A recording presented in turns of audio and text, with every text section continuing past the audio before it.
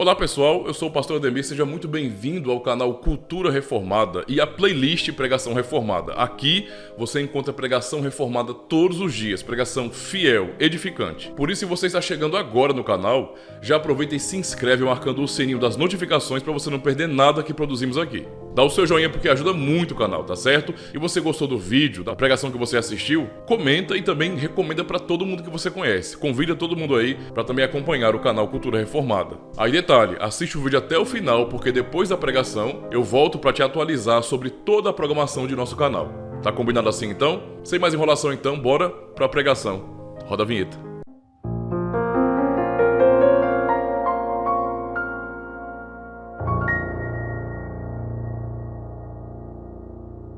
Salmo 73. Verdadeiramente bom é Deus para com Israel, para com os limpos de coração. Quanto a mim, os meus pés quase se desviaram, pouco faltou para que escorregassem os meus passos. Pois eu tinha inveja dos nécios, quando via a prosperidade dos ímpios. Porque não há apertos na sua morte, mas firme está a sua força. Não se acham em trabalhos como outros homens, nem são afligidos como outros homens. Por isso a soberba os cerca como um colar, vestem-se de violência como de adorno.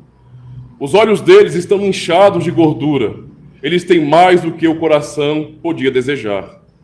São corrompidos e tratam maliciosamente de opressão, falam arrogantemente. Põem as suas bocas contra os céus, e as suas línguas andam pela terra. Por isso, o povo dele volta aqui, e águas de copo cheio se lhes espremem. E eles dizem: como sabe Deus? Há conhecimento no Altíssimo? Eis que estes são ímpios, e prosperam no mundo, aumentam em riquezas. Na verdade, que em vão tenho purificado o meu coração, e lavei as minhas mãos da inocência, pois todo dia tenho sido afligido, e castigado cada manhã. Se eu dissesse: falarei assim, eis que ofenderia a geração de teus filhos. Quando pensava em entender isto, foi para mim muito doloroso, até que entrei no santuário de Deus. Então entendi eu o fim deles. Certamente tu os puseste em lugares escorregadios, tu os lanças em destruição, como caem na desolação, quase no momento, ficam totalmente consumidos de terrores, como um sonho quando se acorda, assim ao Senhor, quando acordares, desprezarás a aparência deles. Assim, o meu coração se azedou, e sinto picadas nos meus rins.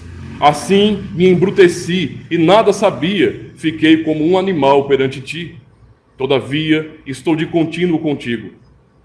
Tu me sustentaste pela minha mão direita. Ir-me-ás com o teu conselho, e depois me receberás na glória. Quem tenho eu no céu, senão a ti? E na terra não há quem eu deseje além de ti. A minha carne e o meu coração desfalecem, mas Deus é a fortaleza do meu coração e a minha porção para sempre. Pois eis que os que se alongam de ti perecerão. Tu tens destruído todos aqueles que se desviam de ti. Mas para mim, bom é aproximar-me de Deus. Pus a minha confiança no Senhor Deus para anunciar todas as suas obras. Amém.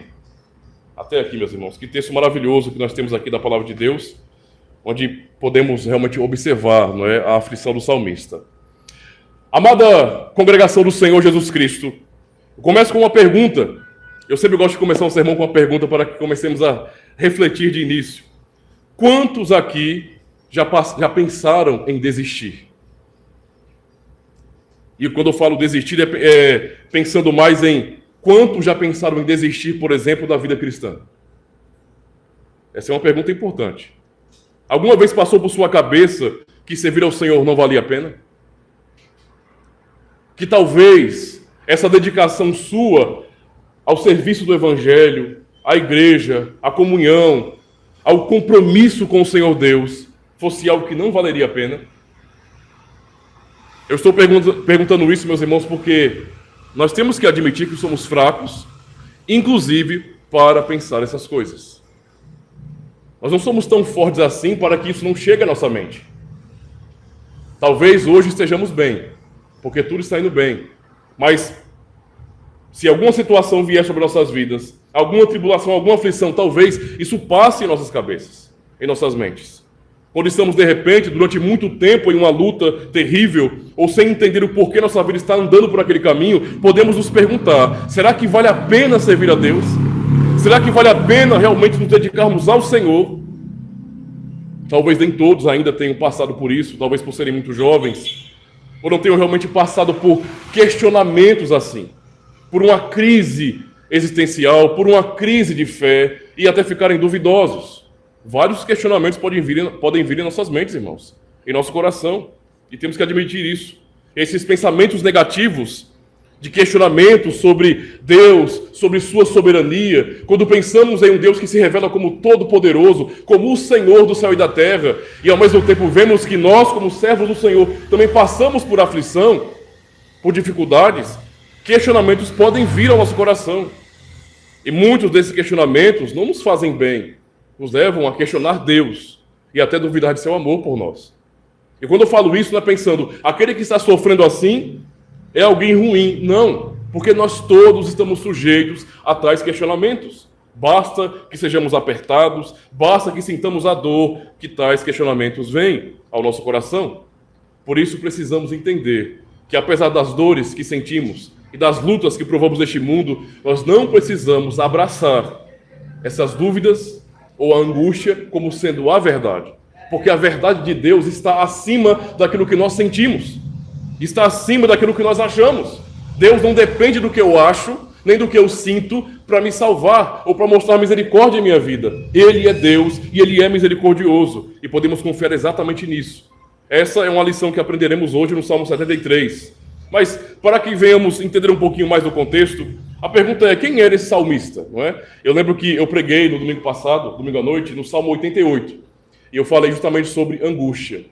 Não é? Porque o Salmo 88 é o salmo mais triste da Bíblia. E aprendemos que o salmista, Emã, quem escreveu o salmo, era um grande homem de Deus, um grande sábio, um músico, um levita. E mesmo assim, foi alguém que escreveu sobre sua profunda angústia, sobre sua profunda depressão, para nos ensinar que devemos perseverar apesar da angústia, e nos ensinar que mesmo quando as trevas não se dissipam diante de nós, Deus não esqueceu de nós.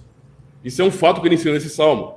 Hoje iremos aprender então sobre um outro salmista, dessa vez o nome dele é Asaf, não é? Esse salmista, ele também era levita, assim como Emã, ele era um levita, não é? Ele pertenceu justamente à tribo de Levi e era um homem também muito notável entre os filhos de Israel. Alguém que foi chamado para entoar louvores a Deus, para honrá-lo, para servi-lo também como instrumentos. Inclusive, Asaf era um líder na adoração e que também conheceu Emã. Ele começou o seu trabalho de liderança, não é? Porque Davi o instituiu como líder do louvor nesse sentido, da adoração levítica ali no templo, não é? No caso do tabernáculo antes. Já com Davi, ele foi trabalhando até o tempo do rei Salomão e conheceu Emã, por exemplo. Então era alguém experiente, um homem de Deus, alguém fiel ao Senhor, que o servia. Ele era um salmista, nesse sentido quer dizer que ele compunha literalmente salmos. Nós vemos, por exemplo, o Salmo 50 é um salmo de Asaf. O Salmo 73 até o 83 são salmos todos de Asaf, que ele compôs para também ensinar o povo de Deus e para que os filhos de Israel pudessem louvar a Deus com esses salmos. Ele era encarregado, então, pela música sacra do templo. Então ele tinha realmente muita importância ali no tempo, não é, do rei Davi e também do rei Salomão. Mas não somente isso, há um detalhe nos seus salmos que é realmente marcante, e vamos perceber isso no próprio texto de hoje, na pregação de hoje. Muitos de seus salmos, como por exemplo o Salmo 73, não é, e o Salmo 83, são salmos proféticos. São salmos que falam justamente da ira de Deus contra os ímpios, que falam sobre o cuidado do Senhor Deus sobre o seu povo, mas também falam sobre o fim dos ímpios. E é o que vemos nesse salmo mesmo hoje.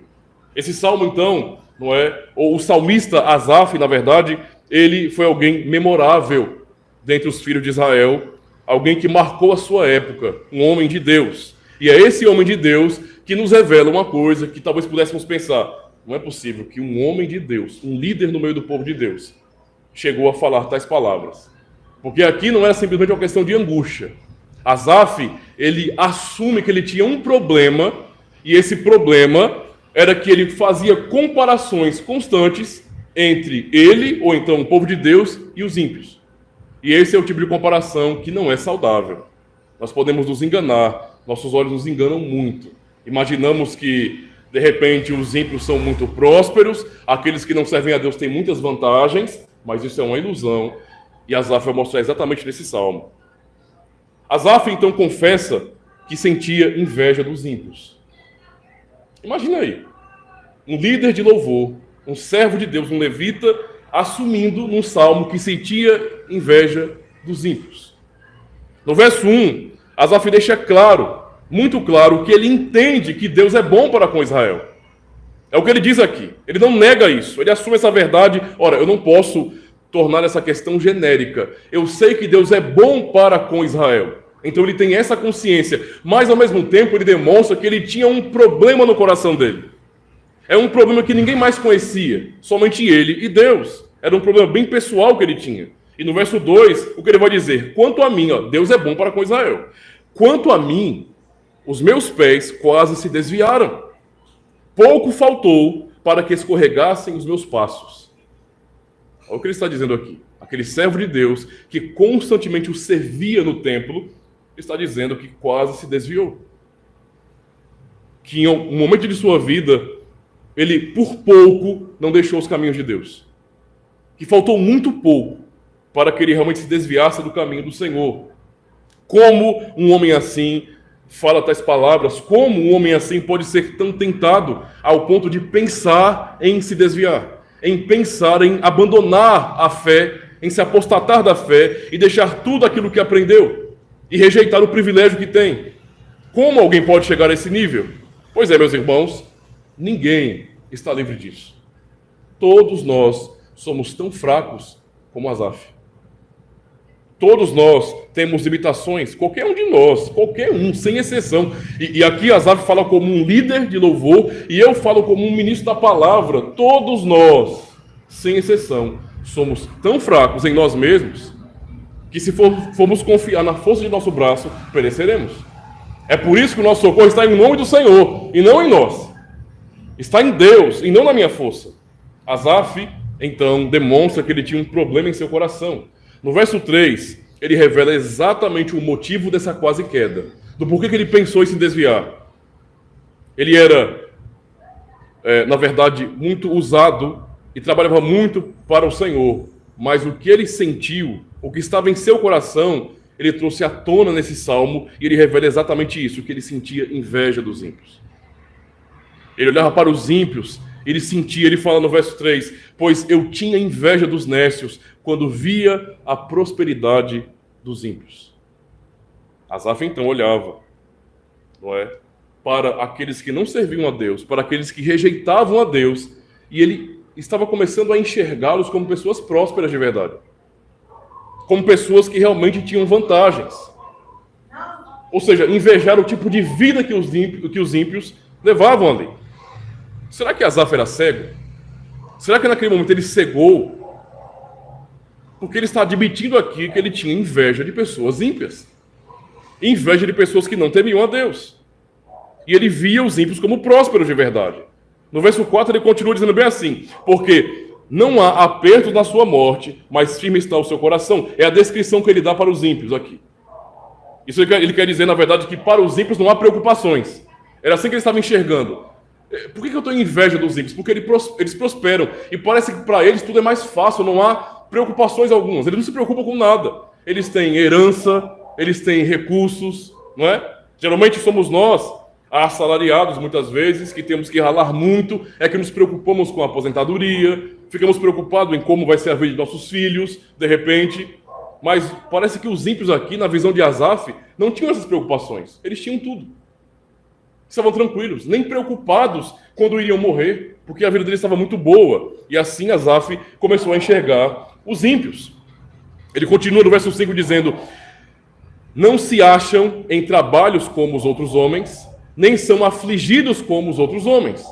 Ele começa a entender então, a observar erroneamente a prosperidade dos ímpios, ele começa a entender como se os ímpios não tivessem aflições. É como se fosse assim, olha, todos os que não são ímpios vivem em sofrimento, mas os ímpios não. Aqueles que não temem a Deus, os ímpios, estão muito bem, não há sofrimento para eles, não há aflição para eles. Essa era a visão estranha de Asaf, que ele está compartilhando, não é, com o povo. É perceptível, então, que Asaf começou a olhar demais, meus irmãos, para a vida das pessoas infiéis e fazer comparações. Isso é um erro. É um erro muito grande. Muitos cometem esse erro. Se focam muito mais naquilo que nós estamos vendo. Se nós estamos vendo o mundo aplaudindo a impiedade, então vamos ficar muitas vezes enfeitiçados com isso, ou pensando, está vendo aí? Eles fazem o mal e são aplaudidos. É o que eu estou vendo, eles estão tendo vantagem. Não é? E o povo de Deus, a igreja de Cristo nesse mundo parece que sempre foi odiada, sempre foi rejeitada, tudo parece que sempre foi pior para os cristãos. Mesmo no contexto em que os cristãos desenvolveram, não é, ensinaram, estabeleceram princípios como o Ocidente, parece que aqui mesmo os cristãos estão sendo cada vez mais deixados de lado, perseguidos por meio de mídia, de jornal, de política, de tudo. Isso é estranho, porque os ímpios parece que não passam por isso. Parece que não passam. Ele vai dizer, versos 6 a 12, por isso a soberba o cerca como um colar, vestem-se de violência como um adorno. Ele observando então, para descrever essa prosperidade dos ímpios, em estarem uma vida boa e tranquila, como ele estava enxergando aqui, ele vai dizer, é justamente por isso, porque eles estão muito bem, porque não há aflição para eles, que eles são tão soberbos. Eles se vestem, ou então colocam a soberba como um colar no pescoço. Não é? E eles se vestem de violência como se isso fosse um adorno. Eles fazem o mal, e o mal que eles praticam é como se fosse um tipo de enfeite na vida deles, porque é o que se vê. É o que se vê. Não é? Em sua maneira poética de falar, ele diz isso, que os ímpios se vestem de maldade, se vestem, não é, de arrogância. No verso 7 ele diz, os olhos deles estão inchados de gordura, eles têm mais do que o coração podia desejar. E percebam que ele está falando isso tudo de uma maneira a fazer um contraste. Ele não se sente assim, farto. Ele não está se sentindo naquele momento cuidado pelo Senhor. Mas ele olha para o ímpio e ele pensa, está vendo aí? Os ímpios são fartos. Isto é, não lhes falta nada. Na verdade, eles não têm apenas o que precisam, eles têm em sobra. Eles têm muito, em abundância. Ele fala, os olhos deles estão inchados de gordura, eles têm mais do que o coração podia desejar. Eles têm tanto, que na verdade eles não precisam de mais nada. É assim que ele vê, como se os ímpios de fato fossem prósperos. E que o servo de Deus tinha que se conformar apenas com o básico, apenas com migalhas, enquanto os ímpios prosperavam. No verso 8, ele fala, são corrompidos e tratam maliciosamente de opressão, falam arrogantemente, põem as suas bocas contra os céus e as suas línguas andam pela terra. Por isso o povo dele vai aqui, volta aqui, e águas de copo cheio se lhes espremem. E eles dizem, como sabe Deus? Há conhecimento no Altíssimo? Asaf olha então para a atitude dos ímpios, e o que ele questiona aqui? Observem, os ímpios, eles literalmente vivem como se tivessem reais vantagens. Eles têm muitas vantagens, vantagens muito além dos servos de Deus, tanto é que eles zombam dos servos de Deus. Eles riem da igreja, eles riem dos cristãos. Eles estão com vantagens e eles gostam de falar sobre essas vantagens. Eles contam essas vantagens. Vejam como nós somos prósperos. Vejam como nós somos poderosos, como somos nós quem determinamos as coisas. Nós é quem dizemos o que é certo e o que é errado. Nós é quem determinamos o que é moral, o que não é. O que é a verdade, não é? E Asaf observa que eles são tão arrogantes que eles falam contra os céus. É isso que deixa ele preocupado. Eles falam contra os céus, certo? E eles questionam o próprio Deus. E Deus conhece. O Altíssimo tem conhecimento. A preocupação de Asaf é justamente essa, não é? Em que os ímpios são tão arrogantes e eles têm a sensação de que Deus não fará nada contra eles, porque essa é a sensação que domina o coração ímpio. As pessoas, elas investem... Para pensar, irmãos. Se alguém crê em Deus de todo o coração, de verdade, essa pessoa não temeria Deus? Se eu creio em Deus, como é que eu posso não temer? Não faz sentido isso. A única palavra que eu posso dizer para justificar uma pessoa que vive na impiedade e faz isso, sabe, de maneira desenfreada, sem parar, é falta de temor a Deus. A pessoa não crê em Deus. Não crê. E os ímpios vivem assim, eles blasfemam, eles falam contra os céus, eles questionam a Deus, e parece que nada acontece com eles. Essa sensação de impunidade que nós brasileiros conhecemos muito bem. Nós sabemos o que é impunidade no Brasil. Demais. É até vergonhoso fazer uma comparação nossa, brasileiros, né, nosso país, com outros países. Em outros países existe prisão perpétua, pena de morte, penas duras para crimes hediondos, e no Brasil... Parece que o crime compensa. A impunidade é demais. Você mata, rouba, estupra e fica tudo bem. Tudo numa boa, não é? Não importa se você é um ladrão de uma periferia ou se você é um ladrão de colarinho branco. Você se safa de alguma maneira. Nós estamos vendo um período no Brasil eleitoral onde um bandido, não é? É um candidato. Eu não tenho que esconder isso dos irmãos. Um bandido é um candidato, simples assim. O nosso Brasil ensina que o crime compensa. Infelizmente, a Asaf tem essa sensação de impunidade. Eles falam contra os céus, falam contra Deus, como se não houvesse Deus. E parece que o Senhor não faz nada. A maldade correndo solta aí, eles zombando de Deus, o Senhor não está fazendo nada. Parece que se fosse conosco, se eu tivesse agido assim, parece que eu seria punido pelo Senhor. Mas o ímpio faz e parece que não é punido. Sabe? E assim é a conclusão de Asaf. Ele vai dizer no verso 12: eis que estes são os ímpios, e prosperam no mundo, aumentam em riquezas. Essa foi a visão que Asaf teve, essa foi a sua crise. Por isso ele invejou os ímpios. Ele invejou os ímpios, pensando realmente, o ímpio tem vantagem. Asaf então, meus irmãos, por conta disso, ele começou também a questionar se valia a pena servir a Deus. Versos 13 e 14, ele diz bem assim: na verdade, que em vão tenho purificado o meu coração,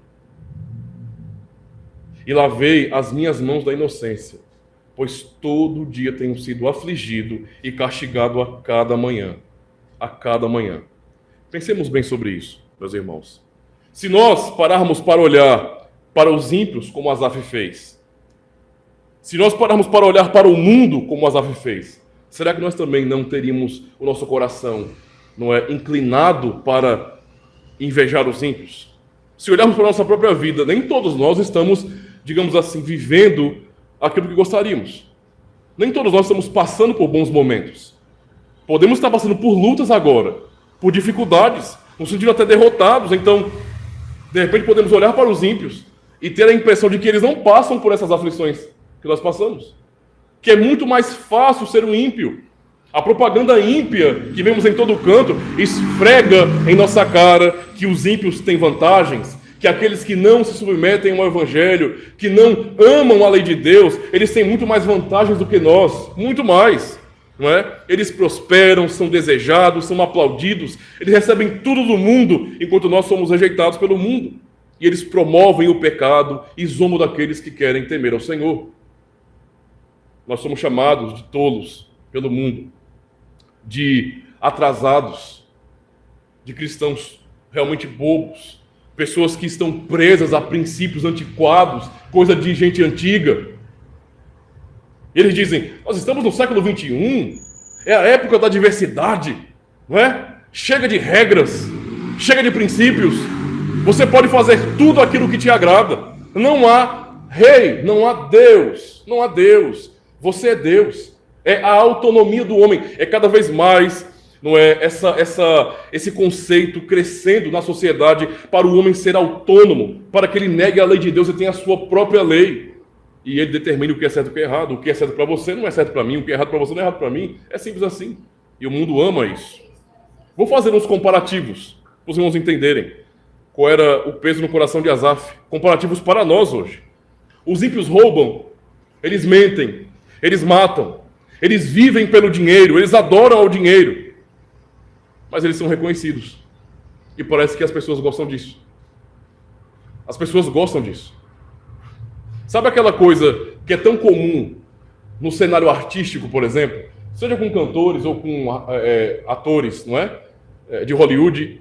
São pessoas que muitas vezes, não estou falando de todos, mas muitos deles, eles gostam de se ver como deuses. E as pessoas realmente os reconhecem assim. Desse jeito. São deuses. Eles gostam disso. Quantos políticos, meus irmãos, não vivem a corromper e a roubar no mundo inteiro, especialmente no nosso país? Mas nós, diferente deles, somos chamados a temer o Senhor. E diante dos convites e esquemas corruptos, temos que dizer não. Ainda que dizer não significa a nossa ruína. Veja, eles aceitam a corrupção com muita facilidade, não é? E nós temos uma frase para isso, é o tal do jeitinho brasileiro. Se alguém vier te oferecer algum esquema que vá dar um dinheirinho a mais para você, que possa fazer você ascender, de repente, numa empresa, ou então, para você crescer financeiramente, você pisar em alguém, mentir a respeito de alguém, parece que a nossa cultura ela tem uma disposição ruim para isso. Porque muitos acham isso vantajoso. Mentir para crescer. Nós somos chamados para dizer não, ainda que esse não nos traga ruína neste mundo. Ainda que nós venhamos perder muitas oportunidades, temos que dizer não para o pecado a qualquer custo. Não para a mentira e para o roubo dos ímpios. Mas parece que eles são bonificados por isso. Pessoas até aplaudem. Fulano é esperto, hein? O bicho é desenrolado. Deu um jeitinho lá, trocou ideia com o advogado, deu um jeito com o juiz e agora está com uma bolada aí. E o cristão que teme ao Senhor, de fato, vai dizer não. Né? Eu cito isso porque é muito comum, não sei se aqui em Maceió, mas em contexto interior, é muito comum pessoas procurarem meios não oficiais para a aposentadoria, por exemplo. Todo mundo sabe, né, que eu nunca trabalhei em roça. Eu até, durante um bom tempo da minha juventude, trabalhei de servente de pedreiro, então eu sei o que é trabalhar na enxada, de boa. Mas isso não foi a minha vida toda, foram poucos anos da minha vida. Tipo, até eu ficar de maior, depois eu procurei outro tipo de trabalhos, certo? Eu não posso chegar, não é, porque eu estou quase na idade de aposentadoria, e chegar até um advogado e falar bem assim, eu passei a vida toda trabalhando em roça, então eu posso me aposentar mais cedo. Eu não posso fazer isso, isso é errado, isso é pecado, isso é mentira. Mas parece que isso é uma coisa comum. A pessoa tem a mão lisa, né? A mão sei lá, de um massagista, eu acho. Uma mão lisa, uma mão toda, sabe, arrumadinha, parece que nunca sofreu nenhum arranhão, nenhum machucado, não tem nenhuma cicatriz, nem caldo, nem nada. E a pessoa chega lá no advogado, o advogado até instrui a pessoa a fazer isso, e a pessoa diz, a vida todinha trabalhei no sítio, trabalhei de roça, para se aposentar cedo.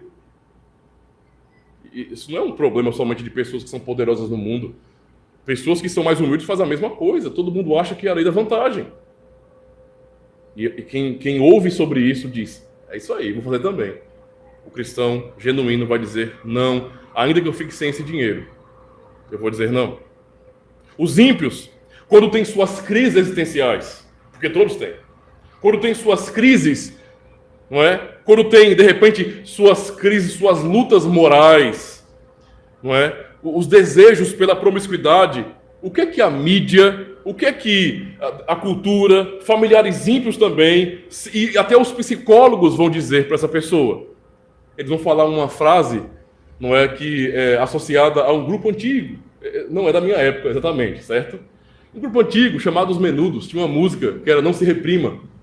É isso que o psicólogo moderno fala hoje. Não se reprima. Você não tem vontade? Faça. Para mim, é mesmo que chamar a pessoa de animal. Você é um animal. Se um animal tem vontade de fazer alguma coisa, então ele deve fazer. Aí o psicólogo fala isso mesmo. Faça o que tua carne deseja. Seja feliz. Não é? Seja liberal. Faça tudo. Afinal de contas, todos não fazem isso. Não está todo mundo fazendo. Não é? As pessoas não se relacionam assim o tempo todo. Me perdoa a expressão, eu vou usar uma expressão revolucionária, não é? Da metade do século passado. Faça amor, não faça guerra. É assim que o mundo é, irmãos. Mas quando é para nós cristãos? O Senhor nos manda nos afastarmos da promiscuidade, da impureza, da imoralidade. Ainda que sejamos tentados, porque somos. Nós não somos cegos, não, nós somos tentados, bombardeados por uma cultura pornográfica. E ainda assim, o nosso chamado como cristãos é: você vai dizer não à promiscuidade do mundo. Você vai dizer não, ainda que todos digam, mas é normal, é assim que funcionam as coisas. Pastor não tem moral, não. Pastor um dia já tem moral, né? Hoje o pastor não vale nada. Pastor é só um tagarela. Não é? Antigamente as pessoas ouviam o conselho pastoral, hoje é só um tagarela. Não ouça seu pastor, não. Ele não sabe de nada, é um bobão. Ele ficou estudando esse livro de fantasia aqui, As Crônicas de Nárnia. É um livro de fantasia. Eu é que sei a verdade, eu sou um psicólogo, eu conheço o ser humano, conhece. Não é? Assim o mundo vive. É muito mais fácil para eles, nesse sentido. Podemos olhar assim. Os ímpios se casam. Coisa que acontece bastante é casamento, né? Mas o que também acontece o tempo todo é divórcio. O ímpio se casa, 2 anos depois, a justificativa é incompatibilidade de gênios. Nós não concordamos em algumas coisas. E por que casou? Casaram por quê? O casamento virou o quê agora? É uma festinha? É só para dizer que teve assinatura num cartório, que para mim em nada é a mesma coisa? Ou então teve o testemunho da igreja para 2 anos depois, porque eu discordo da pessoa, eu não gosto do que ela fala, de como ela se comporta, não quero mais estar com você. Ou então porque eu abusei da cara, eu vou separar por conta disso? Essa é a razão? Eu não estou nem questionando questões, problemas sérios, porque existem problemas sérios e se atentam contra a vida, ninguém tem que ficar defendendo isso não. Mas eu estou falando de questões bobas, tolas, as pessoas se separam por tudo, irmãos, tudo. Tudo. Com o cristão é assim? Porque o ímpio casa hoje, 2 anos depois se separa e tudo de boa, com 6 meses, com um mês, não é? Ou até antes disso, já está com alguém na cola, já está marcando um novo casamento. O cristão é desse jeito? Não. O cristão, ele é chamado a sofrer pelo casamento, chorar pelo casamento e perdoar. Se não quer perdoar, então você vai ter que escolher casar com um santo. A pergunta é: você vai achar santo? Não vai. Você vai casar com um pecador como você. Então não fica criando expectativa de coisas surreais, né? Isso é loucura. Temos que admitir a realidade. No casamento, nós somos ensinados a perdoar. Se não houver pecado, como é que haverá perdão, né? Não tem sentido. Nós somos pecadores. Haverá falhas de todas as naturezas possíveis e precisamos entender que o cristão é chamado não para tratar o casamento como uma bobagem, mas como algo sério, um compromisso de aliança com Deus e honrar esse casamento. Veja, não parece que por um é muito mais fácil? Casei, não gostei, tchau. O cristão é: o Senhor disse que ele odeia o divórcio. Malaquias. Não é? Malaquias. O jovem cristão, estou aplicando em todas as áreas, para os irmãos entenderem que nós todos, não é? Sendo jovens, adolescentes, adultos, casados, podemos fazer comparações com os ímpios. O jovem ímpio, não é? Ele ouve do mundo: seja feliz, jovem. Seja feliz, jovem. Não é verdade? Sexualize. Por que ficar com esse negocinho de ficar prendendo os jovens, os adolescentes, a ficarem guardando castidade e esperando o casamento? Não, eles têm que aproveitar agora. Se o corpo deseja, faça, busque prazer, viva pelo prazer. O jovem cristão, tal como o adulto, é chamado do mesmo jeito a castidade, a fidelidade, o temor ao Senhor. Não tem esse negocinho de jovem tem que ser tratado de uma maneira diferente. Não, existe subclasse na Bíblia. Todos nós somos servos de Deus. E todos são chamados à responsabilidade, meus irmãos. O que é pecado para mim, é pecado para as minhas filhas, é pecado para os filhos de vocês, é pecado para os jovens da igreja, é pecado, e o que é pecado para eles é pecado para mim também do mesmo jeito. Não há diferença. Mas o mundo, ele fala bem assim: mas pais, por favor, igrejas, se vocês ficarem colocando regras, dizendo bem assim, não pode fazer isso, não pode fazer aquilo, não pode ficar nessa sexualização, vocês vão deixar seus filhos depressivos. Eu vou dizer a minha opinião sobre isso, porque é o que a Bíblia ensina. Eu não estou nem aí. Ah, pastor, isso é muito duro. Não, a questão não é ser duro, meus irmãos. A questão é que eu não posso colocar em xeque aquilo que a Bíblia diz sobre o ser humano, entende? E colocar a opinião de um psicólogo e do mundo acima disso. Não existe isso, irmãos. Isso é loucura. É invenção. Todo mundo, desde o começo do mundo, sempre foi tentado. Isso não é novidade. Toda a cultura pagã antiga sempre houve essa sexualização. Não é novidade, não tem nada novo debaixo do sol, não. Nada. É tudo a mesma coisa. Então nós precisamos entender que tem que ser, sim, proibido, tem que ensinar os princípios e dizer, Deus ordenou assim. E o que importa é o que o Senhor disse. Não é o que professores, não é o que artistas, não é o que a mídia diz. Veja, não parece que é muito mais fácil ser um ímpio assim? Porque o filho do ímpio não tem esses problemas, né? Não tem esses problemas. O jovem ímpio leva a namorada para casa e fica só com a sua namorada no quarto e os pais sabem que está tudo bem. Está de boa. Está de boa. Se, numa linguagem bem do sertão, se embuchar, se engravidar, aborta. É assim que acontecem as coisas hoje. Olha como a vida do ímpio é.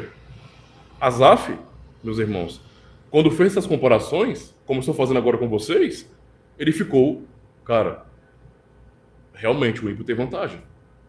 Tudo para eles é mais fácil. Tudo para eles é muito mais fácil, é muito mais prazeroso. Eu tenho que me reprimir, eu tenho que dizer não para minha carne, mas os ímpios não fazem isso. Eles não são fiéis a Deus, eles não estão nem aí para isso. Eles vivem como se Deus não existisse. E eles falam seguros contra nós e zombam de nós. Zombam de nós. Como qualquer homem casado, mulher casada, jovem na comunidade, também, não é, sofre um pouquinho em contexto de trabalho, de escola, de faculdade, pela zombaria dos ímpios. Todo mundo namora, faz o que quer, só esse Zé Crentão aí, bobão, que não faz nada. Né? Só você. Asaf ficou justamente entendendo assim, entendendo que os ímpios tinham tudo de bom, enquanto o servo de Deus era afligido. Será que você nunca pensou assim? Será que em algum momento da sua vida, quando você estava passando por aflição, por dificuldade, você também não pensou em desistir ou não questionou se vale a pena servir a Deus, sabendo que é tão difícil, vendo toda a tentação que o mundo nos oferece, dizer não, sendo que a nossa carne quer aquilo? Asaf estava desse jeito, invejando os ímpios. Mas observem as palavras de Asaf nos versos 15 e 16. Ele fala, se eu dissesse, falarei assim, eis que ofenderia a geração dos teus filhos. Quando pensava em entender isto, foi para mim muito doloroso. O que Asaf está dizendo aqui, meus irmãos? Que, na verdade, ele nunca tomou essa atitude. Ele estava pensando nisso. Ele não deu uma louca. Do nada, Asaf agora, quer saber? Estou fora. Asaf não fez isso. O que ele está revelando para nós é algo do coração dele. Ele está dizendo, olha, ninguém sabe disso, só Deus. E eu estou revelando agora. Porque, na verdade, eu pensei essas coisas. Eu não fiz, mas eu pensei essas coisas. Eu fui tentado. No meu coração eu desejei aquilo que não era para mim. Eu invejei a vida do ímpio. E uma coisa que ele nos ensina aqui que é muito importante. Não é? Primeiro, como disse no início, foram pensamentos de Asaf, que ele confessou neste salmo. Ele jamais fez isso. Não chegou ao ponto, então, de rejeitar a Deus nem ao seu povo. E ele entendeu que ele seria um traidor se ele falasse assim. Então ele está dizendo aqui, Deus me livre de falar uma coisa dessa. Eu pensei, Senhor, eu pequei nisso, mas eu não vou agir de acordo com como eu penso, ou como veio no meu coração. Em segundo lugar, ele admitiu que tentar entender isso era pesado demais. Isso é uma lição muito importante para nós. É uma lição para que nós não venhamos olhar para como o mundo funciona e achar que é aquilo mesmo. É uma ilusão. É uma ilusão. De fato, o ímpio se vê na vantagem. Só que eles não estão na vantagem. É uma ilusão isso aí.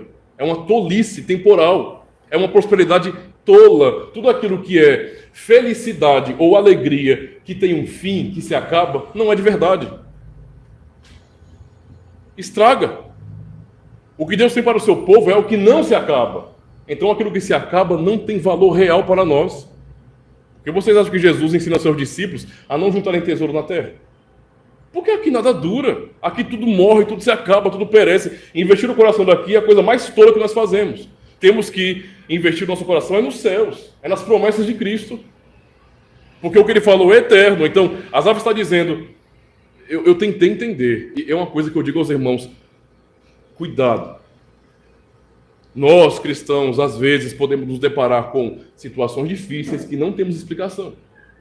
Às vezes a pessoa está passando por uma aflição tão assim, uma coisa tão difícil na sua vida, que vai até o pastor e pensando, eu vou encontrar resposta com o pastor. e o pastor lê um versículo bíblico, ora pela pessoa, mas não dá uma resposta. Porque adivinha só, o pastor é só um homem. É só um ser humano que também tem aflições como qualquer outro. Não há diferença nenhuma, que também tem suas lutas pessoais. E a pessoa às vezes fica frustrada, tentando entender o porquê. Isso é um erro. Quando nós tentamos entender o porquê das coisas, temos que entender, primeiro, que Deus é o soberano, eu não. Ele sabe de tudo, eu não. Ele tem um plano perfeito, eu não. Se eu tentar entender a mente de Deus, se eu tentar entender o porquê que as coisas acontecem assim, eu vou ficar louco. Asaf achou pesado demais. Como é que eu vou entender, Senhor? Se eu ficar tentando imaginar por que o Senhor está... Porque o Senhor é o Deus que provê todas as coisas. Eu não vou dizer que o ímpio está sendo abençoado pelo diabo. Ora, se tem colheita e prosperidade de um povo, é porque o Senhor está ali cuidando de tudo. O Senhor faz com que o sol nasça sobre justos e sobre injustos também. Não é assim, Deus, ele abençoa o seu povo, fazendo com que o sol venha nascer sobre o seu povo, para que haja também plantação, colheita, e quem faz para os ímpios é o diabo. Não, é Deus quem faz para todo mundo. Ele cuida do universo inteiro, e cada detalhe. E aí eu poderia pensar, mas não seria injusto não? Por que o Senhor está fazendo isso pelos ímpios também? Eles não merecem isso, como se eu merecesse. Eles não merecem essa bondade de Deus, eles não merecem cuidado, nada. Se eu tentar entender isso, eu vou ficar maluco. E como Asaf pensou, eu posso querer também questionar a Deus, o que é um erro terrível na vida de um cristão. Questionar a Deus. Sabe aquela situação que um filho está chorando por birra e o pai fala, ou a mãe, engula o choro. Às vezes nós temos que aprender a fazer isso também. Sabe? Em vez de ficar maluco e gritar, engole. Deus está vendo tudo. Ele não abandona o seu povo de jeito nenhum. Sabe? Quando chegar no seu limite que você não puder entender, então descanse.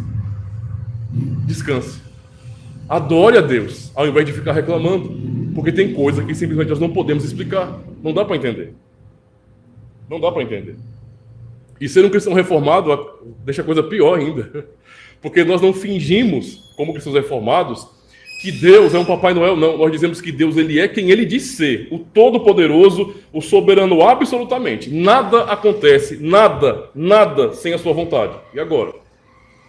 Quer dizer que até mesmo aquilo que eu vejo como mal o Senhor cria o mal circunstancial. Ou seja, toda a circunstância que acontece no mundo, não é? Adversas, lutas, dificuldades, guerras, Deus, ele não vira as costas e faz bem assim, não, ó. Cada um por si. De jeito nenhum. Ele é soberano sobre tudo. Nunca surgiu uma nação, se levantou um reino, ou um reino foi derrubado sem o desígnio dele. Tudo é a vontade do Senhor. Tudo. Então, não é mais fácil para nós. Nosso desafio é crer em Deus como Ele é, e não como nós queremos. Ele é Deus. Tá? Agora, meus irmãos, depois de tudo isso, de pensar, de admitir que falhou nesse sentido, e de que invejou os ímpios por entender errado, Asaf então chega à consciência que nós precisamos chegar também na nossa vida sempre. Não é? Ele atentou para o fim dos ímpios. Ele percebeu o fim dos ímpios. Versos 17 a 20, ele diz bem assim: até que entrei no santuário de Deus. Eu pensei assim, eu sofri assim, até que eu entrei no santuário de Deus. Então entendi o fim deles, o fim dos ímpios, ele está dizendo aqui. Certamente tu os expuseste em lugares escorregadios. Tu os lanças na destruição. Como caem na desolação, quase nenhum momento. Ficam totalmente consumidos de terrores. Como um sonho quando se acorda, assim ao Senhor, quando acordares, desprezarás a aparência deles. Asaf se tocou. E quando é que ele se tocou? Quando ele foi adorar a Deus. Vocês entendem o peso disso? Quando ele foi adorar a Deus, quando ele estava no templo, para o seu serviço sacerdotal de levita, ele atentou para o fim dos ímpios. Ele percebeu o que estava acontecendo. A sua percepção realmente é muito clara aqui. Porque ele fala no verso 23, todavia, eu estou contigo. Tu me sustentaste pela minha mão direita. Ou seja, Asaf entendeu que, na verdade, peraí, eu estava enxergando tudo errado. Eu estava enxergando por óculos de vaidade. Eu não estava vendo a verdade. Estava apenas contemplando as circunstâncias. sem entender o que é. Ele chega a dizer que eu pensei como um animal diante do Senhor. Eu fui como um irracional, eu não raciocinei. Eu estou cercado da tua graça, eu não estou vendo nada. Sabe, eu tenho tudo o que eu preciso ao meu lado e eu não consigo enxergar. Meu coração ingrato me fez olhar lá para fora e desejar aquilo que não é meu, que não me pertence. E mais do que isso, quando Asaf percebe, quando ele entra no templo, quando ele vai adorar a Deus, ele percebe, isso é aquilo de mais glorioso nesse salmo, porque ele percebe exatamente qual é a situação do servo de Deus, diga-se salvação, e a situação do ímpio. Ele está dizendo aqui que Deus, não é quem coloca o ímpio em lugares escorregadios. Percebe? Ele no começo estava pensando o quê? Que Deus estava prosperando o ímpio. Que ver o ímpio crescendo, os ímpios crescendo no mundo e com seu sucesso hollywoodiano é prova de verdadeira prosperidade. Asaf percebeu que não, que na verdade Deus está colocando os ímpios em lugares escorregadios para lançá-los na destruição. Romanos 1, no capítulo de Romanos, a partir do verso 18, o apóstolo Paulo, ele para falar sobre a ira de Deus sobre toda a impiedade do mundo, sabe o que ele faz? Ele mostra que Deus, porque os homens rejeitaram a sua glória, não reconheceram o seu poder em tudo que está criado, o que Romanos 1 nos ensina é realmente glorioso, porque ele fala bem assim, olha, o poder de Deus está revelado em tudo que foi criado. Tudo aponta para a glória de Deus. São aquelas perguntas filosóficas e científicas que os cientistas não respondem. Por exemplo, não é? O cientista tolo, porque é um tolo, não é? Ele vai dizer, vai ficar dando valor a teorias malucas como teorias de evolução, a darwinismo, a esse monte de blá blá blá que ninguém consegue demonstrar, nem sequer demonstrar. É só um monte de teorias tolas de pessoas que fingem que são inteligentes. Eles gostam de pagar de inteligentes. Eles gostam de ser exaltados como inteligentes, mas são tolos. Porque eles dizem que o universo, não é, e toda a vida complexa de hoje é obra do acaso, mas eles não conseguem admitir, por exemplo, se você perguntar, que uma garrafa de café foi alguém que planejou. Você pode dizer, por exemplo, que é possível que uma garrafa de café ela seja obra do acaso? Não, por quê? Porque tem um design, porque eu percebo que tem um propósito. Ah, é? Toda a criação é muito mais complexa do que uma garrafa de café, e o indivíduo dá glória a si mesmo e não a Deus. Deus está dizendo, o apóstolo Paulo falando ali, Deus revela o seu poder na criação, em tudo que foi criado. Mas o que os homens fazem? Ao invés de adorarem a Deus, eles exaltam a si mesmos, eles constroem ídolos. Pois bem, a ira de Deus ali Deus entrega aquelas pessoas aos seus próprios desejos. É o que Asaf está percebendo aqui. Os ímpios, eles acham que são poderosos, eles zombam de Deus. Na verdade, o fato das pessoas, entendam isso, irmãos, o simples fato de alguém ser ímpio, de alguém zombar de Deus, zombar das coisas de Deus, é uma prova cabal de que a ira de Deus está sobre aquela pessoa. Foi o que Asaf percebeu. Agora eu entendo o porquê que eles são tão aplaudidos no mundo, porque Deus está os condenando. A ira do Senhor está sendo manifesta ali, por isso que eles não se voltam para o Senhor. Olha onde eu estou no templo. Quando eu chego no templo, para fazer aquilo que eu estou acostumado a fazer, que é adorar a Deus, finalmente eu percebo que estar aqui é salvação para a minha vida. Que ser do povo de Deus, ser um servo do Senhor, é a sua graça demonstrada sobre mim. Isso é a prova de que não é a ira dele que está sobre mim, mas a sua misericórdia. Enquanto o ímpio que prospera no mundo, na verdade, está sendo iludido, está sendo enganado, ele está caminhando cada vez mais para longe do Senhor. Quanto mais você dá prazer para o ímpio, mais o ímpio quer prazer, ele não quer se voltar para Deus, ele fala, para que Deus, se eu posso fazer o que eu quiser? Pois é, isso é juízo de Deus, irmãos.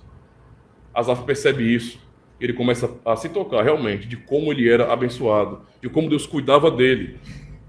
Ele vai dizer, verso 23, todavia estou de contínuo contigo, não é? Tu me sustentaste pela minha mão direita. Guir-me-ás, verso 24, com o teu conselho. Ouçam as palavras de Asaf. Guir-me-ás com o teu conselho e depois me receberás na glória. Olha a convicção que ele recebe ao estar no templo para adorar a Deus. eu estou sendo privado de uma vida ímpia, porque Deus está me conduzindo com o seu conselho para me receber na glória. Esse foi o entendimento de Asaf. Então, no fim, tal como os pais dizem não para os seus filhos e colocam regras para salvá-los de si mesmo, para o próprio bem deles, assim Deus também nos coloca limites para nos salvar de nossa impiedade, para mostrar o seu amor por nós, a sua misericórdia. Ouvir então de Deus que devemos andar pelo caminho que Ele nos ordenou, irmãos, é uma bênção. Deve ser um alívio para nós. Asaf entendeu isso. Ele fala no verso 25: quem tenho eu, senão a ti, no céu? E na terra não há outro, não há quem eu deseje além de ti. Quando ele se toca disso, ele entende: Senhor, eu não tenho outro. O meu bem mais precioso é o Senhor. Como pode eu ter invejado os ímpios? Eles não têm nada. Eles são cegos, pobres e nus, eles não têm nada. E eu não enxerguei isso, mas a verdade é que eu tenho tudo, absolutamente tudo. Eu tenho o Senhor. Tenho o Senhor. E ele fala no verso 26, a minha carne, e é o que temos que admitir, a minha carne e o meu coração desfalecem. Nós somos assim. Mas Deus é a fortaleza do meu coração e a minha porção para sempre. Deus é a fortaleza do meu coração. Sabe o que isso nos ensina, irmãos? Que mesmo em nossas fraquezas, assim como Asaf, mesmo quando nós nos questionamos de maneira tão tola, porque somos fracos, Deus não nos abandona assim. Deus não nos abandona por conta disso. Porque eu estou agora triste. Sabe aquela mentalidade de... eu, quando jovem na igreja, eu aprendi uma coisa que, misericórdia, né, me fez pensar que a salvação dependia de mim. Eu lembro de muitas ameaças que havia no culto, né, para os jovens principalmente, da volta de Jesus Cristo. Olha só, viu? Se vai voltar, se tiver com o pé no mundo, vai ficar. Se tiver com o pé na igreja, você sobe. E ficava sempre nessa ameaça, né? Cuidado, hein? Parece mais uma roleta russa, né? Misericórdia, era um jogo da sorte pra gente. Então, se eu estiver bem no dia que Jesus voltar, vou pro céu. Mas se naquele dia me der uma crisezinha de fé, misericórdia, tô ferrado. Ele voltou, eu não estava muito bem naquele dia, estava meio deprê, inferno. Que salvação é essa, hein? Que esperança é essa de salvação? Asaf está dizendo, olha, ainda que o meu coração e minha carne desfaleçam, Deus é a fortaleza do meu coração e a minha porção para sempre. Deus não muda. Mesmo que eu seja fraco, Ele não muda a sua misericórdia. Essa é a segurança que Asaf tem quando vai adorar a Deus. Verso 27. Pois eis que os que se alongam ou os que se afastam de ti perecerão. Tu tens destruído todos aqueles que se desviam de ti. Mas para mim, bom é aproximar-se de Deus. Pus a minha confiança no Senhor Deus para anunciar todas as tuas maravilhas. É o nosso socorro que está em nome do Senhor. É um alívio para a nossa alma, meus irmãos. É saber que vocês estarem aqui, ouvindo a palavra de Deus, não é uma coisa à toa, não. Vocês não estão perdendo o tempo de vocês. Isso não é uma bobagemzinha religiosa, não. Pode ser para o ímpio, porque para o ímpio isso aqui é causa de perdição. Mas para nós, em Cristo, é causa de salvação. Estamos aqui porque cremos no Senhor. Porque apesar de nossas fraquezas, de nosso coração também muitas vezes também desfalecer, nós sabemos que o Senhor não se afasta de nós. Que Ele continua a guardar o seu povo, e essa é a esperança que nós temos. E mais do que isso, essa segurança que nós temos em Jesus Cristo, não é? Revelada no Evangelho, é o que nos dá a paz. É o que nos dá a paz. Finalmente, Asaf entendeu aquilo que é dito no Salmo 65, verso 4. Ouçam com atenção, não é? O que ele diz aqui. Como são felizes. Ele não estava entendendo muito bem a felicidade, não, mas agora ele entendeu. Como são felizes aqueles que escolhes e trazes a ti para que vivam nos teus átrios. Transbordamos de bênçãos da tua casa, do teu santo templo. Asaf entendeu que fazer parte da aliança de Deus era a maior bênção em sua vida. Era o livramento da condenação em sua vida. Era Deus o amando, o salvando todos os dias. Assim também, meus irmãos, nós que hoje estamos aqui ouvindo a palavra de Deus, ouvindo o Santo Evangelho, podemos descansar nosso coração em Jesus Cristo. Lembrem-se disso. Se o coração de vocês desfalecerem também, Se em algum momento da vida de vocês enfrentarem depressão, porque nós estamos sujeitos a isso. Somos sujeitos. Ficarmos ansiosos, com medo do amanhã. Não se esqueça disso. Deus não abandona o seu povo. Deus não abandona o seu povo.